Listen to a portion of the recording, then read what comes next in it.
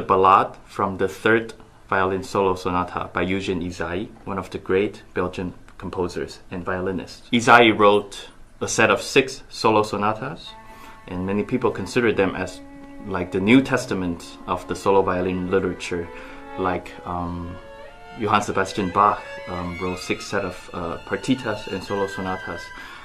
They are kind of like the Old Testament, if you will. This sonata particularly has a title. It's called Ballade, and Ballade is definitely means a story without a storyline.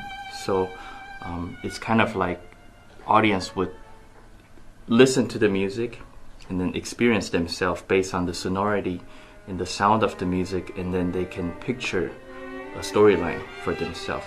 So it's a very creative process for the listener as well as for the performers, actually. This is a piece that I've played many years now, and it's a piece that's very dear to my heart.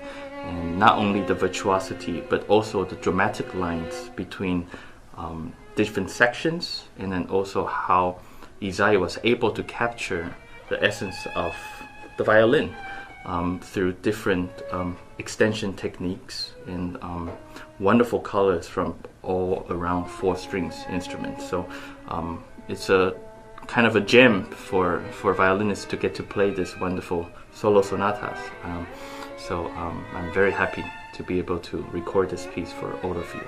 I've been very fortunate to be using a wonderful old Italian violin made in 1742 by Giuseppe Guarneri del Gesù, and this violin was on loan to me from the Stradivari Society of Chicago. This violin bears a nickname called the Wieniawski because the great Polish violinist Henryk Wieniawski played on this violin for much of his career, and it's kind of fascinating to think that Wieniawski composed, the 2 great violin concertos, as well as the many wonderful solo pieces and concert pieces for the violin with this particular violin sound in mind.